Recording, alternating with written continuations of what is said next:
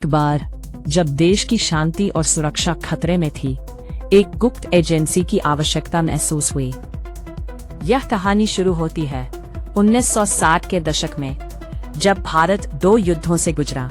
1962 में चीन के खिलाफ और 1965 में पाकिस्तान के खिलाफ। हर बार देश को एक गंभीर समस्या का सामना करना पड़ा, खुफिया जानकारी की कमी।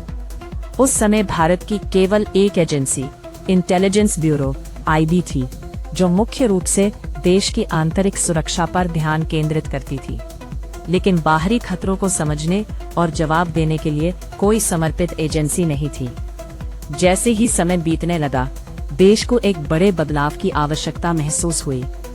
1968 में तत्कालीन प्रधानमंत्री इंदिरा गांधी ने यह निर्णय लिया कि एक नई बाह्य खुफिया एजेंसी बनाई जाए।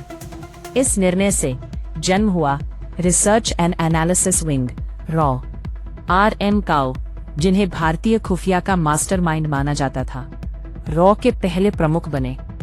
उन्हें विश्वास था कि बिना किसी राजनीतिक दबाव के काम करना आवश्यक है। इसके लिए रॉ को सीधे प्रमुख मंत्री के अधीन रखा गया। रॉ का काम आम एजेंसियों से बिल्कुल अलग था।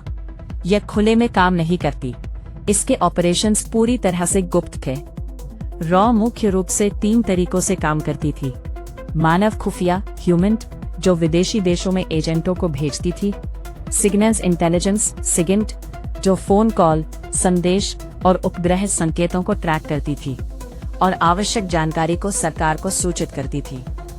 रॉ के एजेंट अक्सर नकली पहचान का उपयोग करते थे, दूतावासों में काम करते थे या व्यापारिक कवर में रहते थे, और अगर कोई एजेंट पकड़ा जाता था तो सरकार उसे आधिकारिक तौर पर अस्वीकार कर सकती थी।